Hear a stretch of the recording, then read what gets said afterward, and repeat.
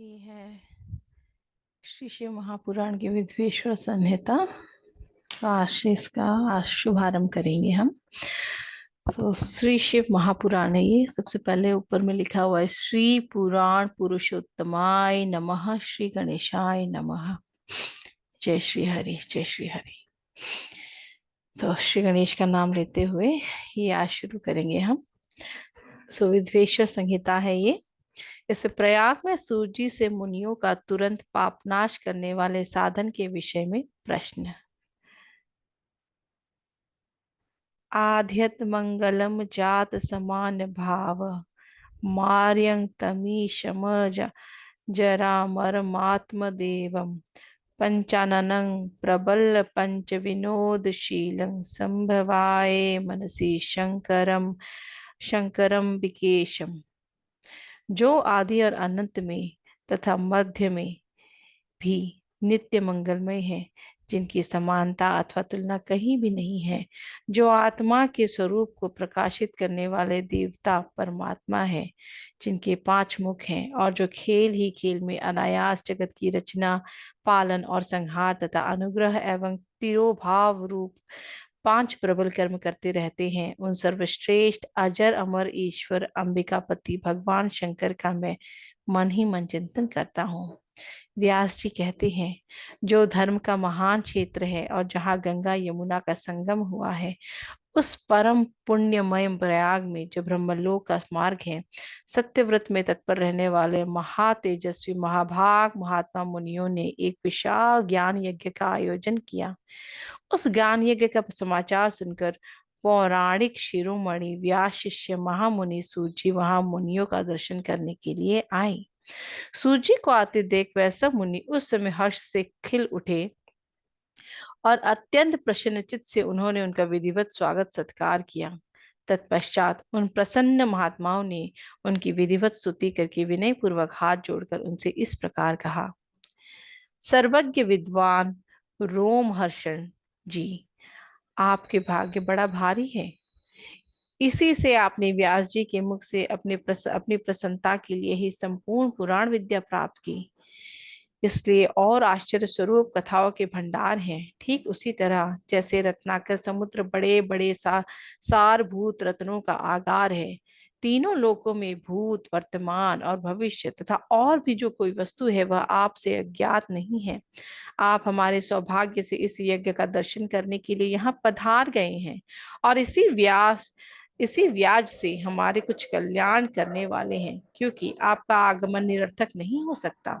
हमने पहले भी आपसे शुभाशुभ तत्व का पूरा पूरा वर्णन सुना है, किंतु उससे तृप्ति नहीं होती। हमें उसे सुनने की बारंबार इच्छा होती है। उत्तम बुद्धि वाले सूत जी, इस समय हमें एक ही बात सुननी है। यदि आपका अनुग्रह हो तो गोपनीय होने पर भी आप इस विषय का वर्णन करें। घोर कलयुग आने पर मनुष्य पुण्य कर्म से दूर रहेंगे, दुराचार में फंस जाएंगे और सब के सब सत्य भाषण से मुंह फेर लेंगे, दूसरे की निंदा में तत्पर होंगे, पराये धन को हड़प लेने की इच्छा करेंगे। उनका मन पराई स्त्रियों में आसक्त होगा तथा वे दूसरे प्राणियों की हिंसा क्या करेंगे। अपने शरीर को ही आत्मा समझेंगे, मूढ़ नास्तिक और पशु बुद्धि रखने वाले होंगे, माता पिता से द्वेष रखेंगे। ब्राह्मण लोभ रूपी ग्राह के लिए ग्रास बन जाएंगे, वैद बेचकर जीविका चलाएंगे, धन का उपार्जन करने के लिए ही विद्या का अभ्यास करेंगे और मद से मोहित रहेंगे। अपनी जाति के कर्म छोड़ देंगे, प्रायः दूसरों को ठगेंगे, तीनों काल की संध्योपासना से दूर रहेंगे और ब्रह्म ज्ञान से शून्य होंगे। समस्त क्षत्रिय भी सर्वधर्म का त्याग करने वाले होंगे, कुसंगी पापी और व्यभिचारी होंगे, उनमें शौर्य का अभाव होगा, वे कुत्सित चौर्य कर्म से जीविका चलाएंगे, शूद्रों सा बर्ताव करेंगे और उनका चित्त काम का किंकर बना रहेगा। वैश्य संस्कार भ्रष्ट, सर्वधर्म या त्यागी, कुरुमार्गी, धनोपार्जन परायण तथा नाप तोल में अपनी कुत्सित वृत्ति का परिचय देने वाले होंगे। इसी तरह शूद्र ब्राह्मणों के आचार में तत्पर होंगे, उनकी आकृति उज्जवल होगी, अर्थात वे अपने कर्म धर्म छोड़कर उज्जवल वेशभूषा से विभूषित हो व्यर्थ घूमेंगे। वे स्वभावतः ही अपने धर्म का त्याग करने वाले होंगे, उनके विचार धर्म के प्रतिकूल होंगे, वे कुटिल और द्विज निंदक होंगे, यदि धनी हुए तो कुकर्म में लग जाएंगे, विद्वान हुए तो वाद विवाद करने वाले होंगे, अपने को कुलीन मानकर चारों वर्णों के साथ वैवाहिक संबंध स्थापित करेंगे, समस्त वर्णों को अपने संपर्क से भ्रष्ट करेंगे। वह लोग अपने अंधकार सीमा से बाहर जाकर द्विजोचित सत्यकर्मों का अनुष्ठान करने वाले होंगे।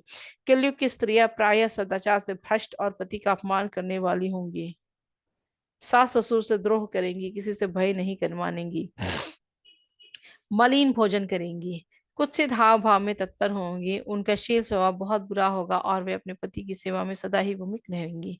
सूर्य जी, इस तरह जिनकी बुद्धि भ्रष्ट हो गई है, जिन्होंने अपने धर्म का त्याग कर दिया है, ऐसे लोगों को इहलोक और परलोक में उत्तम गति कैसे प्राप्त होगी? इसी चिंता से हमारा मन सदा व्याकुल रहता है।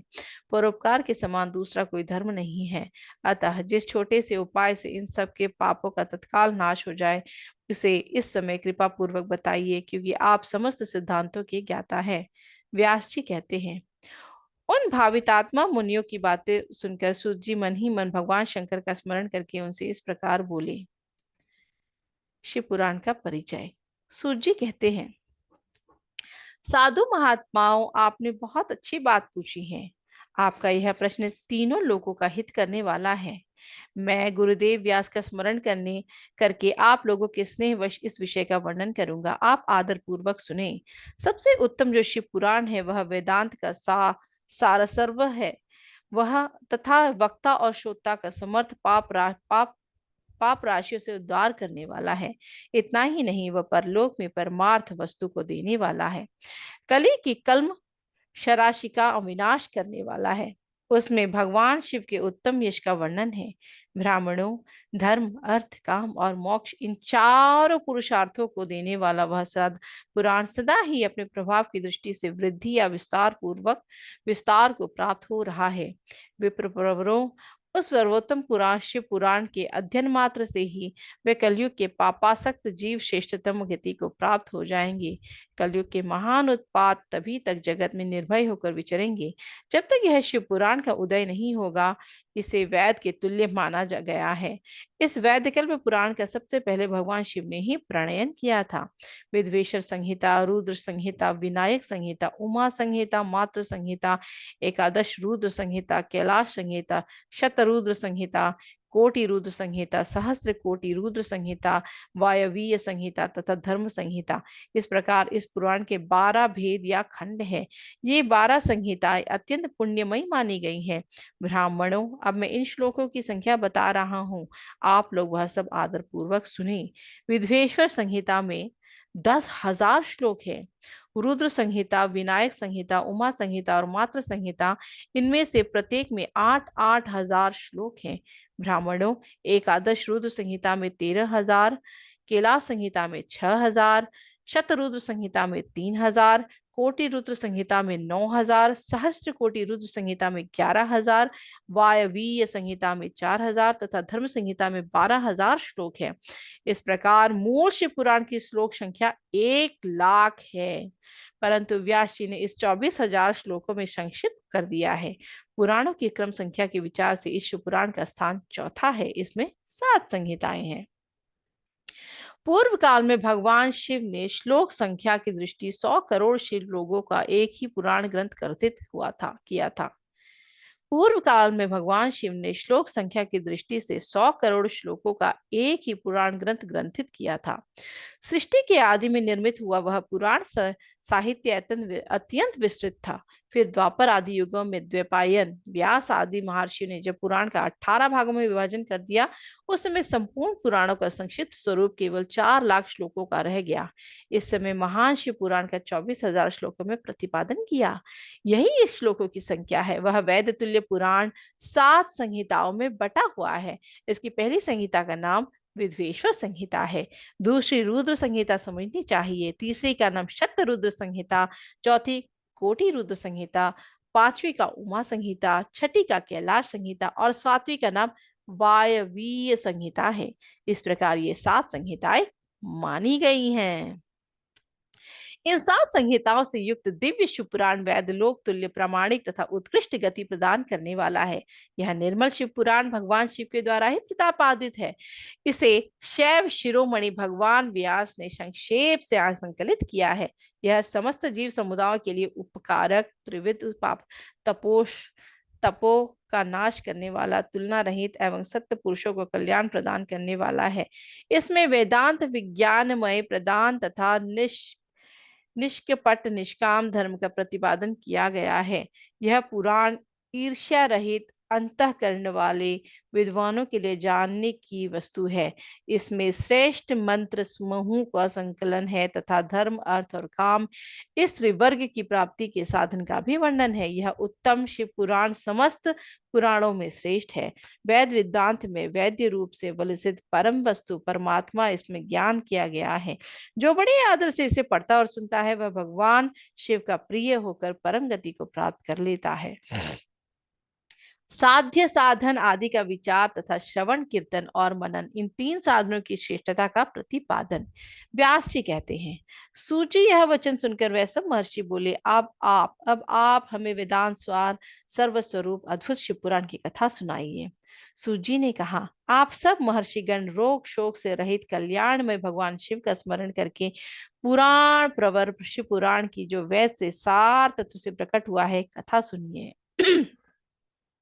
शिव पुराण में भक्ति, ज्ञान और वैराग्य, इन तीनों का प्रीति पूर्वक गान किया गया है और वेदांत वेद्य सद्वस्तु का विशेष रूप से वर्णन है। इस वर्तमान कल्प में जब सृष्टि कर्म आरंभ हुआ था, उन दिनों 6 कुलों के महर्षि परस्पर वाद विवाद करते हुए कहने लगे, अमुक वस्तु सबसे उत्कृष्ट है और अमुक नहीं है। उनके इस विद्वान से अत्यंत महान रूप धारण कर लिया। तब वह सब के सब अपनी शंका के समाधान के लिए सृष्टिकर्ता अविनाशी ब्रह्मा जी के पास गए और हाथ जोड़कर विनय भरी वाणी से बोले, प्रभु, आप संपूर्ण जगत को धारण पोषण करने वाले तथा समस्त कारणों के भी कारण हैं। हम यह जानना चाहते हैं कि संपूर्ण तत्व से परे परात्पर पुराण पुरुष कौन है। ब्रह्मा जी ने कहा, जहां से मन सहित वाणी उन्हें न पाकर लौट आती है तथा जिनमें ब्रह्मा विष्णु रुद्र और इंद्र आदि से युक्त यह संपूर्ण जगत समस्त भूतों एवं इंद्रियों के साथ प्रकट हुआ है, वह ही ये देव महादेव सर्वज्ञ एवं संपूर्ण जगत के स्वामी हैं। ये ही सबसे उत्कृष्ट है।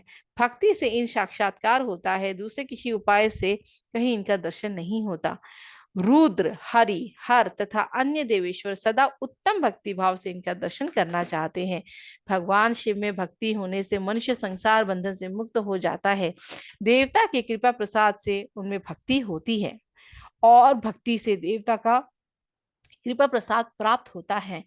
ठीक उसी तरह जैसे यह अंकुर से बीज और बीज से अंकुर पैदा होता है, इसलिए तुम सब महर्षि ब्रह्म ऋषि भगवान शंकर का कृपा प्रसाद प्राप्त करने के लिए भूतल पर जाकर वहां सहस्रों वर्षों तक चालू रहने वाले एक विशाल यज्ञ का आयोजन करो। इन यज्ञपति भगवान शिव की ही कृपा से वेदों की विद्या के सारभूत साध्य साधन का ज्ञान होता है। शिवपद की प्राप्ति ही साध्य है, उनकी सेवा ही साधन है तथा उनके प्रसाद से जो नित्य नैमित्तिक आदि फलों की ओर से निष्पृष होता है वही साधक है। वेदोक्त कर्म का अनुष्ठान करके उसके महान फल को भगवान शिव के चरणों में समर्पित कर देना है, परमेश्वर पद की प्राप्ति है। वही सालोक्य आदि के क्रम से प्राप्त होने वाली मुक्ति है। उन पुरुषों की भक्ति के अनुसार इन सबको उत्कृष्ट फल की प्राप्ति होती है। उस भक्ति के साधन अनेक प्रकार के हैं, जिनका साक्षात महेश्वर ने ही प्रतिपादन किया है। उनमें से सारभूत साधन को संक्षिप्त करके मैं बता रहा हूँ। कौन से भगवान के नाम गुण और लीलाओं का श्रवण, वाणी द्वारा उनके कीर्तन तथा उनके द्वारा उनका मनन, इन तीनों को महान साधन कहा गया है। तात्पर्य यह कि महेश्वर का श्रवण, कीर्तन और मनन करना चाहिए। यह श्रुति का वाक्य हम सबके लिए प्रमाणभूत है। उसी साधन से संपूर्ण मनोरथों की सिद्धि में लगे हुए आप लोग परम साध्य को प्राप्त हों। लोग प्रत्यक्ष वस्तु को आंख से देखकर उसमें प्रवृत्त होते हैं, परंतु जिस वस्तु का कहीं भी प्रत्यक्ष दर्शन नहीं होता, उसे श्रवणेन्द्रिय द्वारा जान सुनकर मनुष्य उसकी प्राप्ति के लिए चेष्टा करता है। अतः पहले साधन श्रवण ही है। उसके द्वारा गुरु के मुख से तत्व को सुनकर श्रेष्ठ बुद्धि वाला विद्वान पुरुष अन्य साधन कीर्तन एवं मनन की सिद्धि करे। क्रमशः मनन पर्यंत इस साधन की इच्छा अच्छी तरह साधना कर लेने पर उसके द्वारा सालों के आदि के क्रम से धीरे धीरे भगवान शिव का संयोग प्राप्त होता है। पहले सारे प्रकार का लौकिक आनंद भी विलीन हो जाता है। भगवान शंकर की पूजा उनमें नामों के जप तथा उनके गुण रूप विलास और नामों का युक्ति परायण चित्त के द्वारा जो निरंतर परिशोधन या चिंतन होता है उसी को मनन कहा गया है। वह महेश्वर की कृपा दृष्टि से उपलब्ध होता है। उसे समस्त शेष साधना में साधनों में प्रधान या प्रमुख कहा गया है। सूची कहते हैं, मुनीश्वरों, इस साधन का महात्म्य बताने के प्रसंग में मैं आप लोगों के लिए एक प्राचीन वृत्तांत का वर्णन करूंगा, उसे ध्यान देकर आप सुने। पहले की बात है, पराशर मुनि के पुत्र मेरे गुरु व्यास देव जी सरस्वती नदी के सुंदर तट पर तपस्या कर रहे थे। एक दिन सूर्य तुल्य तेजस्वी विमान से यात्रा करते हुए भगवान सनंत कुमार अकस्मात वहां जा पहुंचे। उन्होंने मेरे गुरु को वहां देखा, वे ध्यान में मग्न थे। उससे जगने पर उन्होंने ब्रह्मपुत्र संत कुमार जी को अपने सामने उपस्थित देखा। वह देखकर वे बड़े वेग से उठे और उनके चरणों में प्रणाम करके मुनि ने उन्हें अर्घ्य दिया और देवताओं के बैठने योग्य आसन भी अर्पित किया। तब प्रसन्न होकर भगवान सनंत कुमार विनीत भाव से खड़े होकर व्यास जी से गंभीर वाणी में बोले, मुने, तुम सत्य वस्तु का चिंतन करो। वह सत्य पदार्थ भगवान शिव ही है जो तुम्हें साक्षात्कार के विषय होंगे। भगवान शंकर का श्रवण कीर्तन मनन ये तीन महत्तर साधन कहे गए हैं, ये तीनों ही वैद सम्मत हैं। पूर्व काल में मैं दूसरे दूसरे साधनों के संभ्रम में पढ़कर घूमता घामता मंदराचल पर जा पहुंचा और वहां तपस्या करने लगा। तदंतर महेश्वर शिव की आज्ञा से भगवान नंदकेश्वर वहां आए। उनकी मुझ पर बड़ी दया थी। वह सबके साक्षी तथा शिवगणों के स्वामी भगवान नंदकेश्वर मुझे स्नेह पूर्वक मुक्ति का उत्तम साधन बताते हुए बोले, भगवान शंकर का श्रवण कीर्तन और मनन ये तीनों साधन वैद सम्मत है और मुक्ति के साक्षात कारण है। यह बात स्वयं भगवान शिव ने मुझसे कही है। अतः ब्राह्मण, तुम श्रवणादि तीनों साधनों का ही अनुष्ठान करो। व्यास जी से बारंबार ऐसा कहकर अनुगामियों सहित ब्रह्म कुमार सनंत कुमार परम सुंदर ब्रह्म धाम को चले गए। इस प्रकार पूर्व काल के इस उत्तम वृत्तांत का मैंने संक्षेप में वर्णन किया है। ऋषि बोले, सूजी, श्रवणादि तीन साधनों को अपनी मुक्ति का उपाय बताया है, किंतु जो श्रवण यदि तीनों साधनों में असमर्थ हो वह मनुष्य किस उपाय का अवलंबन करके मुक्त हो सकता है? किस साधन मुक्ति कर्म कर्म के द्वारा बिना यत्न के ही मोक्ष मिल सकता है?